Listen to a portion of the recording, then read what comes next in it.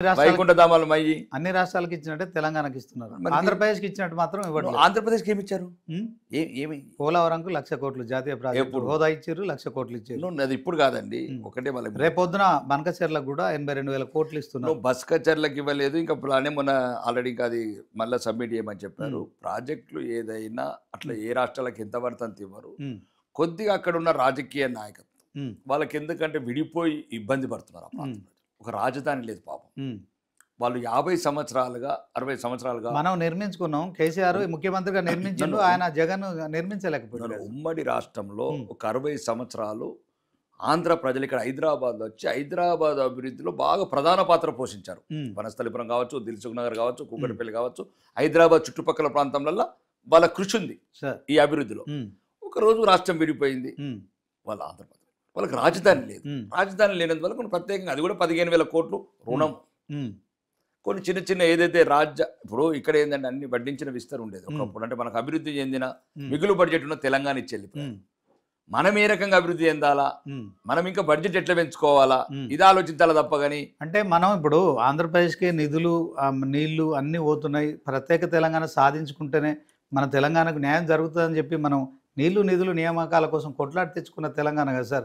దాంట్లో ఆంధ్రప్రదేశ్కి అన్యాయం ఎట్లా జరిగింది, తెలంగాణకు న్యాయం ఎట్లా జరిగింది? తెలంగాణకు ఆంధ్రప్రదేశ్కి అన్యాయం జరిగినట్లేమండి. మనం మీరు గమనించాల్సింది అంటే రాష్ట్రం విడిపోయినప్పుడు రాజధాని లేదు. ఉం. ఈరోజు ఒక 15,000 కోట్లు అది రుణం ఇస్తున్నారు. ఉం. మళ్ళీ తీర్పాల్సిందే రుణం. ఉం. హైదరాబాద్ లేకపోతే మనకు కూడా ఇచ్చేవాళ్ళు. ఉం. అవును. ఇప్పుడు హైదరాబాద్ లేకపోతే ఉం. మనకు కూడా రాజధాని వరంగలో లేకపోతే ఇప్పుడు కొడంగలో రాజధాని అవుతే వాళ్ళకు అది కూడా ఇచ్చేవాళ్ళు. ఉం. అంటే కంపేర్ టు తెలంగాణ ఆంధ్రప్రదేశ్ వెనుకపడిపోయిందంటారా? కొన్ని అంటే మనకు తెలంగాణకు మాత్రం హైదరాబాద్ పెద్ద అంటే ముందు నుంచి కూడా అంటే ఆంధ్రప్రదేశ్ మనకు హైదరాబాద్ తప్ప ఇంకా లేదు. రూరల్ ఏం లేవు కదా రూరల్ సార్. డెవలప్ ఆ స్థాయిలో లేదు కదా. హైదరాబాద్ ఇస్ ఒక బంగారు బాత్ గ్లోబల్ సిటీ. Global city. సుమారు ఇది చాలా రకంగా సాఫ్ట్వేర్గా కావచ్చు, ఫార్మాగా కావచ్చు, ఉం. అన్ని రంగాలలో అభివృద్ధి అనేది చాలా మంది ప్రజల కష్టాలు ఉన్నాయి. దీంట్లో ఏం లేదు, అట్లేం లేదు. ఉం. కానీ దీన్ని అప్పులపాలు చేస్తున్నారు ఉన్న నాయకులు. ఉం. ఇప్పుడు వాళ్ళేమో 8 లక్షల కోట్లు అప్పు చేశారు. ఉం. మిగులు బడ్జెట్ ఉన్న రాష్ట్రాన్ని ఉం. ప్రజాకర్షణ పథకాలు, ఉం. అవినీతి పథకాలు, ఉం. గొర్రెలు అనుకుంటా, బర్రెలు అనుకుంటా, మేకలు అనుకుంటా మొత్తం ప్రజల్ని ఒక రకమైన భ్రమలలో పెట్టి ఉం. ఏదైతే యువత తమ ప్రాణాలను నర్పించి ఉం. నీళ్లు నిధులు నియామకాలు అన్నప్పుడు ఏదైతే ప్రధాన ఎజెండా ఉందో మర్చిపోయి ఉం. రాజులకు గప్పాలు కొట్టేళ్ళు ఉం. ప్రజల్ని సోమరిపోతులు చేసే పథకాలతో తెలంగాణ రాష్ట్రాన్ని, మిగులు బడ్జెట్ ఉన్న రాష్ట్రాన్ని అప్పుల కుప్పగా చేశారు. ఉం. అప్పుల కుప్పతో పాటు అవినీతిమయం అడుగడుగున. ఉం. 2 మూడోది కూలిపోయే ప్రాజెక్టులు, ఉం. నాణ్యత లేని కట్టడాలు. ఉం. అంటే ఇప్పుడు సౌదీ లాంటి చట్టాలు పెట్టి ఆ కొన్ని స్కీమ్ల మీద ఇట్లా ఎంక్వైరీ చేస్తే ఒక్కరు కూడా ఉండరండి. ఉం. అందరు తిహార్ జైల్లో ఉంటారు. ఓకే, రాజ్యాంగంలో మనం మార్పులు చేసుకోవాలంటారు. కొన్ని తెలంగాణ రాష్ట్రంగా స్పెషల్ ఆర్డినెన్స్ ఇవ్వాలి రాష్ట్రపతి. పొలిటికల్ లీడర్స్ను, తర్వాత పవర్లో ఉన్న వాళ్ళందరినీ ప్రాసిక్యూట్ అంటే చేయాలంటే ప్రాసిక్యూట్ చేయాలా? ప్రాసిక్యూట్ చేయడం అంటే సౌదీ చట్టాలు టక్ అయిపోవాలా? అంటే అవినీతి చేసిండని తేలితే అంటే ఇక భవిష్యత్తులు ఉండయి. ఓకే, నష్టపోయినాం. అప్పుల గురించి మాట్లాడితే మరి గతంలో బీజేపీ కూడా 2014 అధికారంలోకి వచ్చే ముందు 50 లక్షల కోట్ల అప్పులు ఉండే. ఇప్పుడు 100 లక్షల కోట్ల అప్పులు చేశారు మీరు 11 సంవత్సరాలు, 10 ఏళ్ళని. ఒకనండి,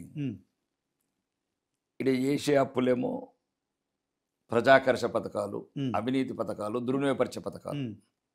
సుమారు ఒక మేకలు, గొర్రెలు అంటే ఒకటే సైకిల్ మీద 750 గొర్రెలు పోతాయి. అక్కడ చేసే అప్పు వేరు. దేశ రక్షణ రంగం పక్క దేశాలతోని శత్రుత్వం పొంచుంది. మనం చూసాం కదా ఆపరేషన్ సింధు ఉన్నప్పుడు. ముందు పాకిస్తాన్ ఉంది, వెనకాల టర్కీ, చైనా ఉంది. 81% చైనా ఇదలు వాడినట్టు మన రక్షణ రంగాన్ని ఇప్పుడే చెప్తున్నారు. అంటే దేశం ఉంటేనే కదా తెలంగాణ ఉండేది. దేశానికి ఏం కావాలా? ఇప్పుడు కరోనా వచ్చింది, ఈ రాష్ట్రాన్ని నువ్వే కాపాడుకోకపోతే దేశంలోని 30 రాష్ట్రాలను కాపాడుతుంది. దేశానికి ఉన్న బాధ్యతలు వేరు.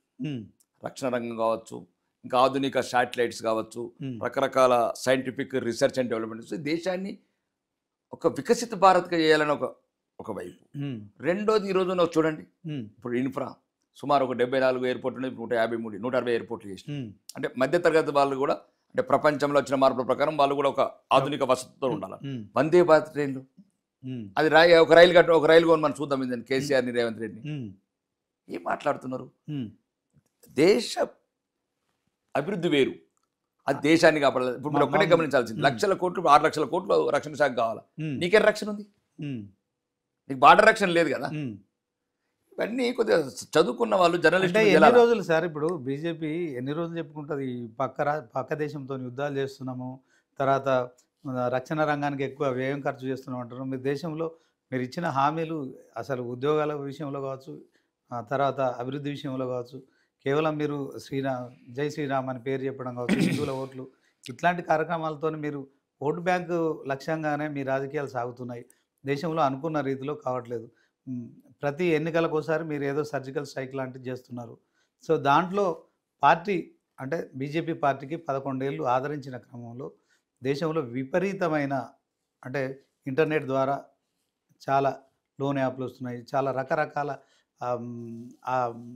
సెల్ ఫోన్ల ద్వారా సమాజం పూర్తిగా నిర్వీర్యమైపోతుంది. కుటుంబాలు పూర్తిగా రోడ్డున పడే పరిస్థితి ఉంది. ప్రతి ఒక్కరు తెలియని దాంట్లో ఇరుక్కుపోతున్నారు, ఆత్మహత్యలు చేసుకున్నారు. ఇదంతా నియంత్రించాల్సి. మీరు బయట శత్రువులతో కొట్లాడుతున్నారు, ఓకే, దాంట్లో దేశ ప్రజలంతా మీకు మొన్న మద్దతు చెప్పారు. ఆపరేషన్ సింధూర్కు రాజకీయ నాయకులు పార్టీలకు అతీతంగా, కుల మతాలకు అతీతంగా చేశారు. కానీ దేశంలోకి ఇంటర్నెట్ ద్వారా వస్తున్న ఈ యుద్ధాన్ని, ఈ సైబర్ నేరగాళ్ళని ఎట్లా ఆపలేకపోతున్నారు, అందులో విఫలం అయిపోతున్నారు కదా. కరెక్ట్.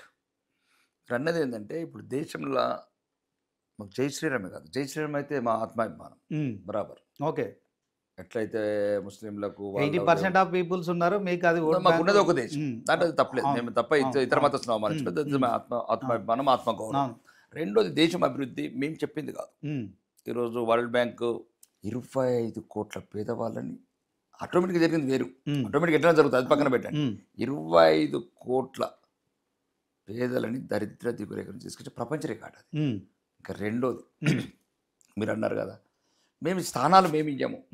ప్రపంచంలో ఏ స్థానంలో ఉంది దేశము, విదేశీ ఎగుమతులు కావచ్చు, దిగుమతులు కావచ్చు. యూపీఏ ప్రభుత్వంలో 11వ స్థానంలో ఉండే, మేము 4వ స్థానానికి తీసుకొచ్చాం. ఓకే, ఈ సంఖ్యలు అంకెలు మేము రాసుకునేది.